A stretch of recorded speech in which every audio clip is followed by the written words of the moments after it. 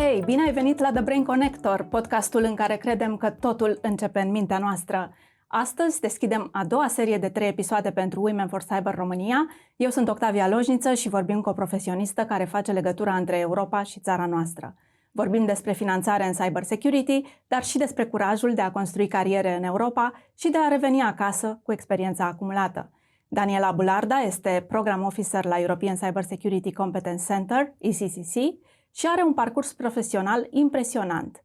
În comunicare, la instituții precum Comisia și Parlamentul European, pendulând între Italia, Franța și România. Ești gata? Începem! Eu am avut onoarea să fiu acolo, Daniela, și îți mulțumesc în numele fiecărui român pentru energia și bucuria sinceră cu care ai moderat anul trecut inaugurarea sediului oficial al ECCC, primul centru european la București. Și cred că nimeni nu putea să o facă mai bine decât tine. Totuși, ca tânără absolventă de facultate, pentru că da, astăzi tu lucrezi la ECCC, dar după ce ai absolvit facultatea, cred că toată lumea este curioasă să știe cum a început traseul tău european. A fost vorba despre oportunitate? A fost vorba despre o alegere? Cum ai aflat despre diverse posibilități de studiu sau profesionale? Îți mulțumesc în primul rând, Octavia, pentru invitație și mă bucur că îți amintești frumos de inaugurarea centrului de anul trecut. Am aniversat un an de autonomie, într-adevăr. Și, de fapt, parcursul meu, aș spune mai degrabă că a fost anevoios, cel puțin la început, cu multe perioade de stagii, voluntariate și, de fapt, una dintre primele experiențe profesionale a fost la o școală de radio din Franța și, venind acum într-un studio, îmi trezește amintiri frumoase. Dar cumva să revin la începuturi, de fapt am făcut primii 2 ani de facultate la București, am studiat jurnalism și comunicare, iar în anul 3 am plecat cu o bursă Erasmus în Franța și apoi cumva toate s-au înlănțuit și m-am și redirecționat mai degrabă spre domeniul afacerilor europene, studii europene, științe politice, pentru că a urmat un master în științe politice în cotutelă în Franța și în Ungaria și apoi încă un master și mai focusat pe Uniunea Europeană la Colegiul Europei din Bruj, din Belgia. Și cum spuneam, cumva toate s-au înlănțuit, iar pe unde am găsit oferte, țin minte că studiam destul de mult și vizitam diferite portaluri, forumuri de tineri, unde se căutau fie participanți români în diverse proiecte europene și cumva așa s-au creat oportunitățile, dar a fost și un amestec de alegeri, de un pic de curaj, de a încerca lucruri noi și de a cumva descoperi și ce îmi place să fac. Mă bucur mult că ai adus în discuție și faptul că un parcurs profesional implică și o anumită cercetare din partea tânărului student sau absolvent. Pentru că, da, forumurile de discuții sunt un element important pe care mulți tineri îl neglijează atunci când vine vorba de o carieră profesională și așteaptă cumva ca cineva să vină să le propună ceva. Este important să înțelegem că, de fapt, un drum profesional implică foarte multă muncă și are foarte multă muncă în spate. Tu ai o experiență în comunicare și ai lucrat în instituții europene din țări diferite, care au implicat, evident, medii multinaționale și multiculturale. Cum te-ai adaptat la aceste diferențe inevitabile, da? Și ce te-a făcut la un moment dat să spui, e timpul să mă întorc în țara mea, e timpul să mă întorc în România? Într-adevăr, au fost câteva pasaje diferite de experiențe profesionale, dar toate formatoare și care mi-au adus multe beneficii. Cred că cea mai relevantă ar fi experiența de la Comisia Europeană, unde am lucrat într-o unitate care se axa pe comunicare și relații interinstituționale. Cumva una dintre primele lecții învățate a fost să ne adaptăm la publicul nostru, să știm cui ne adresăm și cum ne adresăm. Iar spun asta pentru că un exemplu ar fi în timpul pandemiei, care a fost o perioadă destul de dificilă. În acel timp lucram pe comunicare internă și practic publicul meu, de fapt, era compus din colegii mei, bine, într-o direcție unde eram cam 800 de oameni și în contextul unor schimbări destul de majore, de mod de lucru, incertitudine, a trebuit cumva și să ne adaptăm foarte mult, să reconfortăm colegii, să le oferim informații concise și cumva ce căutau, să anticipăm ce și aveau optimiste. nevoie. Și optimiste, exact. Țin minte că atunci am încercat să venim și cu noi formate de materiale, de a pune în valoare mai mult munca colegilor, în vedere că și modul de lucru se schimbase. Apoi, după acea experiență, am trecut mai degrabă pe comunicare interinstituțională, relații interinstituționale, în special cu Parlamentul European. Și o altă lecție învățată a fost trebuie să știi foarte bine ce reprezinți, pe cine reprezinți și să fii foarte informat în acel context. De exemplu, toate întâlnirile pe care le aveam trebuia să fiu foarte hands-on pe poziția comisiei pe anumite dosare legislative. Deci cumva trebuie să intri în horă și să știi să te adaptezi.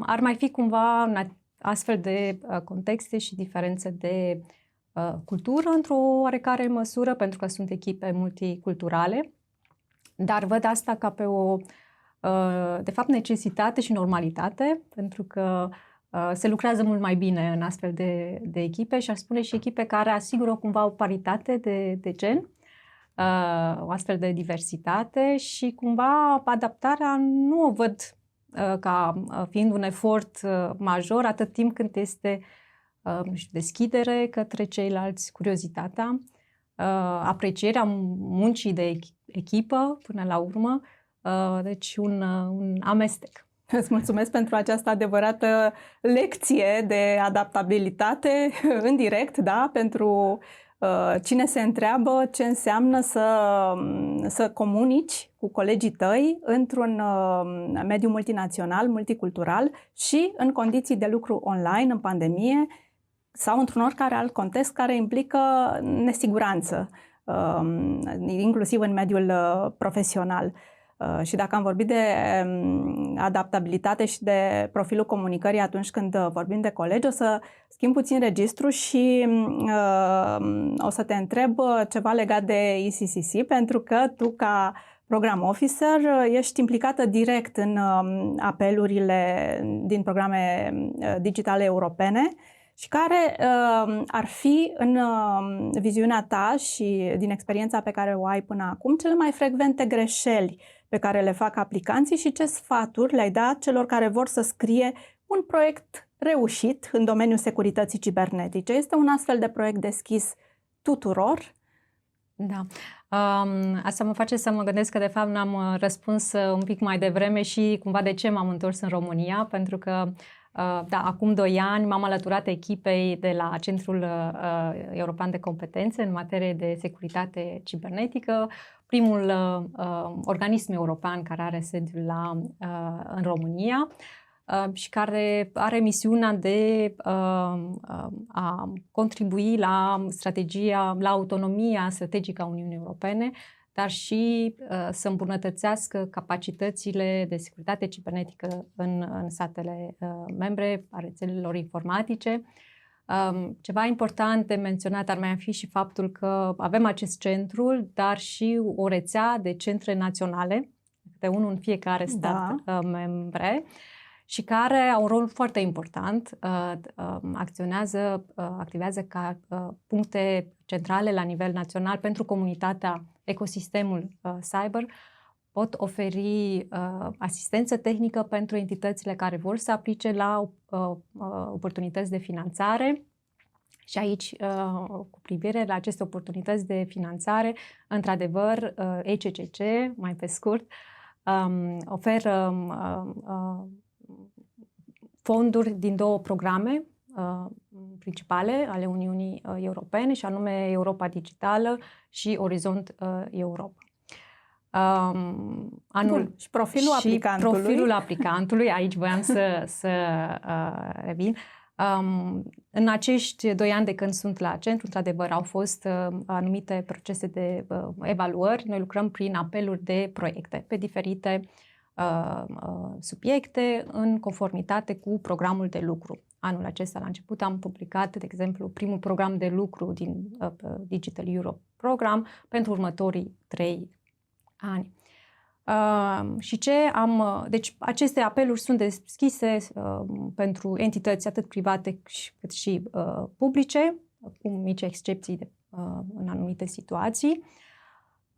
Un aspect important ar fi de menționat că pentru Digital Europe Program sunt anumite restricții geografice, pentru că entitățile trebuie să fie controlate din Uniunea Europeană. Mic exemplu ar fi o firmă care are sediul la București, dar este controlată de o companie mamă din China, va fi automat exclusă. Da. Exact. Și în urma acestor mai multe apeluri, evaluări, am observat unele greșeli frecvente, câteodată poate nici nu ne gândim că ar exista.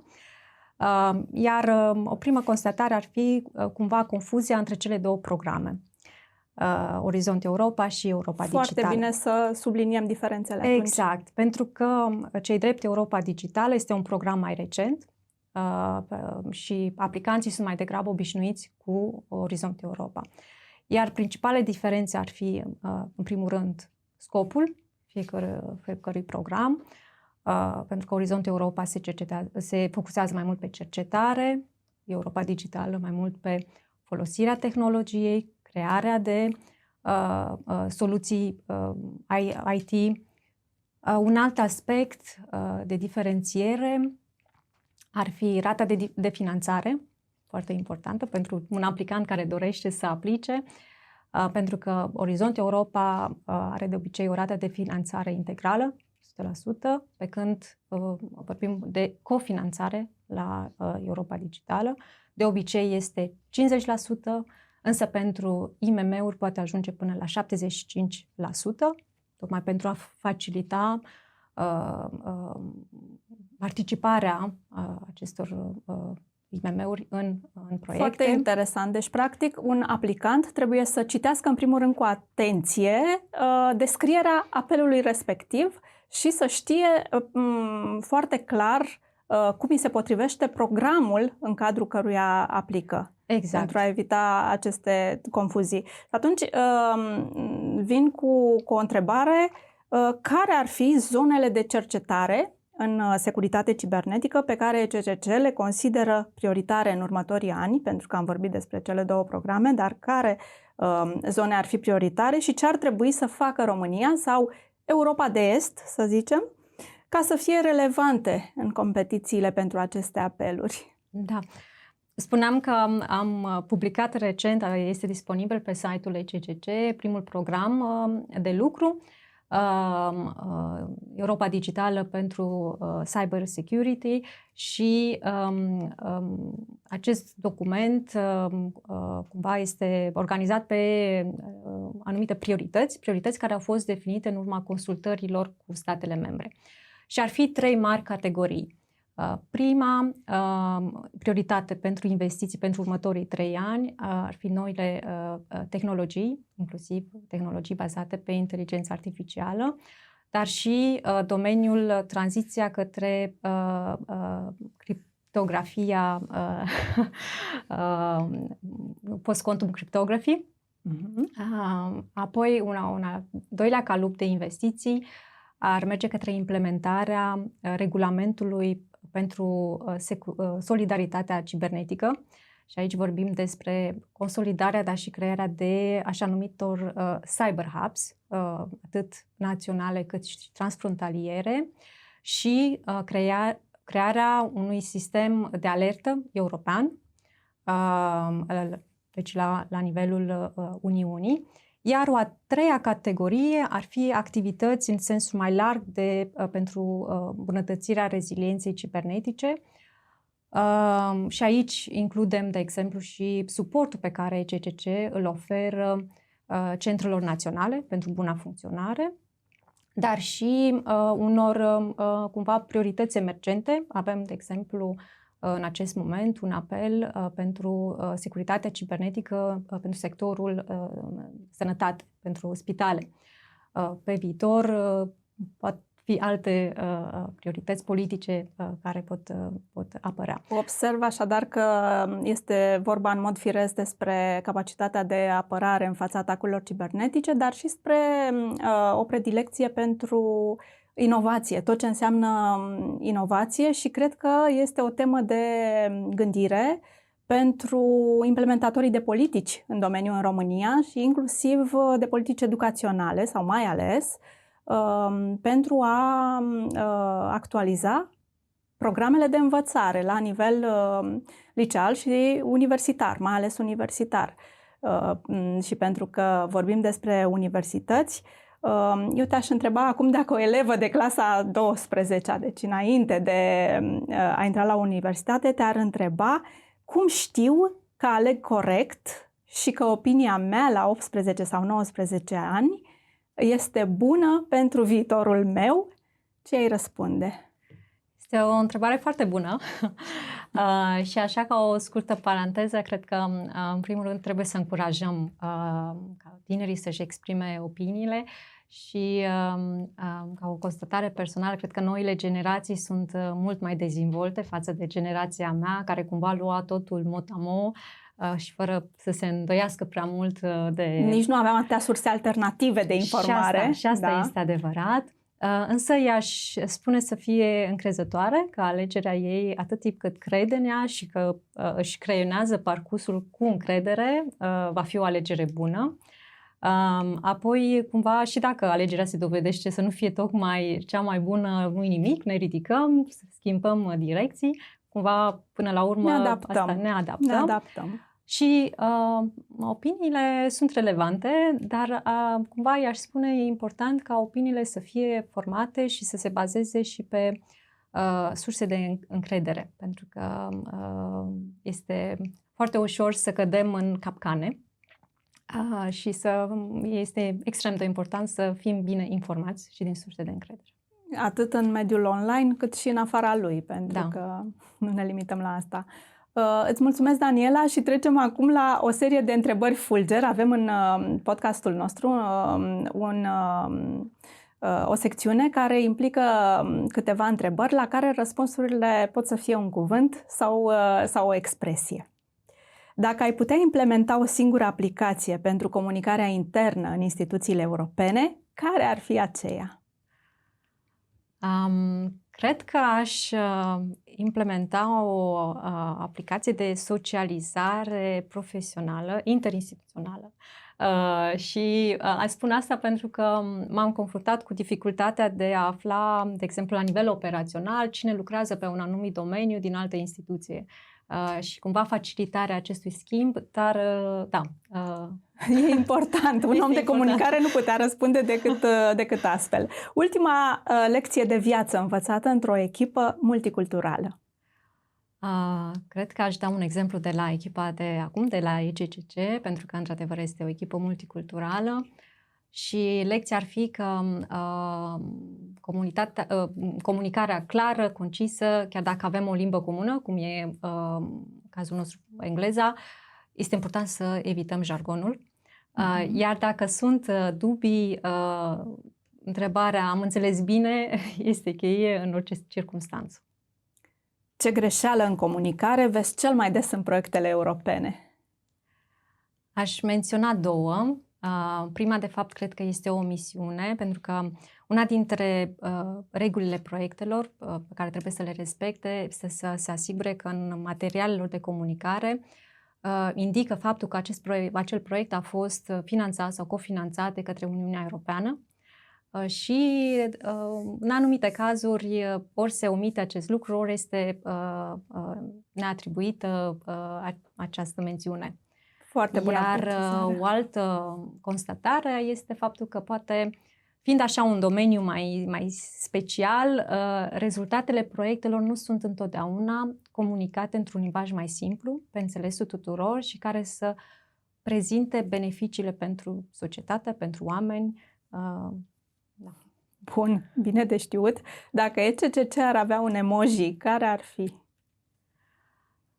Aș spune acel scut de protecție și asta pentru că e emoji pe care îl folosim cel mai des și în postările noastre pe rețelele de socializare. Deci e foarte inspirat, scutul. da, știu. Da. Ce rețea socială ai șterge fără să te gândești de 2 ori? Șterge complet? Sau, da. Poate înainte să șterg, poate ar fi bine să îmbunătățim, să vedem dacă ar fi loc de îmbunătățire. Și aici, pentru că cred multe rețele se confruntă cu o problemă de moderare insuficientă a conținutului problematic, dezinformări, teorii conspiraționiste, dar și discursul instigator la ură. Deci cred că acolo ar trebui muncit și asta pe diferite rețele. Nu le folosesc pe toate, deci cumva nu am așa o analiză a fiecăruia. Un răspuns diplomat și general. Bun, un hashtag care te descrie într-o zi complicată la birou. Aș spune hashtag zâmbesc. Încerc să fiu optimistă și să-mi păstrez calmul și în situații mai dificile. Și sunt adepta căutării soluțiilor. Până la urmă, poate că considerăm că unele lucruri sunt mai complicate sau mai dificile decât chiar sunt și soluțiile trebuie doar căutate. Ce te motivează să rămâi la București? Mă simt așezată. Cumva este un loc pe care l-am redescoperit și Bucureștiul s-a schimbat mult și în bine față de perioada când am studiat aici și cred că și când ne focusăm pe aspecte pozitive, cumva le vedem și mai mult. Daniela, a fost o plăcere. Mai am o singură întrebare și anume să te întorci puțin în timp și să te gândești ce i-ai spune tinerei Daniela, care pleacă la studii în străinătate, care nu știe ce drum o așteaptă și ce le-ai transmite tinerilor din România care visează să contribuie la politicile europene, dar încă nu știu cum ar putea să o facă. Ok. Cred că încep cu tinerii și apoi mă las pe mine un pic mai la sfârșit. Tinerilor le-aș spune în primul rând să meargă la vot de fiecare dată când sunt alegeri și să realizeze cât de important este votul și votul informat. Deci asta ar fi o primă contribuție cumva. Apoi i-aș încuraja foarte mult să caute și să beneficieze de orice fel de program de mobilitate, schimburi de experiență, programe europene, cum ar fi Erasmus Plus sau Corpul European de Solidaritate. Sunt o multitudine de astfel de programe de voluntariat, deci cumva să fie și să trăiască Uniunea și să beneficieze de libertatea de mișcare, libertatea de a învăța, dar practicând cumva. Și apoi și la nivel național sau local sunt foarte multe organizații de tineret, asociații studențești, campanii civice și de multe ori care sunt și conectate cu alte rețele europene. Deci trebuie să aibă doar dorința de a le căuta. Bun, și acum ne întoarcem la Daniela. Și acum la Daniela, mult mai tânără, cred că mi-aș adresa câteva încurajări. Încurajări care sunt binevenite la orice vârstă, Absolut. nu doar înainte de a pleca undeva. Cred că mi-aș spune că este normal să nu ai totul predefinit sau o direcție neapărat clară. Coreografia se mai face și din mers. Și spuneai mai devreme că e important să avem adaptabilitate și cred că asta este absolut adevărat. Și cumva să mă bucur de orice moment, să mențin curiozitatea ceea ce cred că am făcut-o într-o oarecare măsură, dar e bine să... Ar fi fost Daniela, bine, poate. Nu pot decât să-ți mulțumesc. A fost o reală plăcere și nu pot să nu mă gândesc după acest episod că măsura valorii unui profesionist este dată de modestia și de deschiderea cu care alege să vorbească și să răspundă la anumite întrebări. Îți mulțumesc tare mult, iar noi ne reauzim curând. Dar până atunci, ține minte, să navighezi între instituții, culturi și programe europene ca cetățean al Uniunii înseamnă și să transforme aceste experiențe într-o busolă pentru alții. Este ceea ce Daniela ne-a arătat astăzi, iar drumul european poate însemna și să revii acasă pentru a construi acolo unde este cea mai mare nevoie. Pe data viitoare!